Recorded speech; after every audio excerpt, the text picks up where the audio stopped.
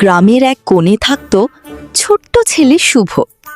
সবাই তাকে ডাকত ছোট্ট কবি শুভ। তার হাতে সবসময় থাকত একটি খাতা আর একটি কলম।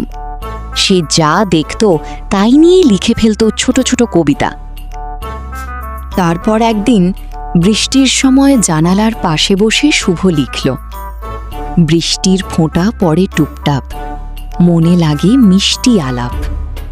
তার মা কবিতা শুনে খুব খুশি হলেন।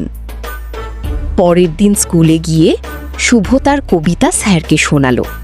স্যার হাসি দিয়ে বললেন, তুমি একদিন বড় কবি হবে। সেই দিন থেকে শুভর স্বপ্ন আরও বড় হয়ে গেল। সে প্রতিদিন লিখতে শুরু করল, কারণ সে চায় একদিন সবাই তার কবিতা পড়ুক।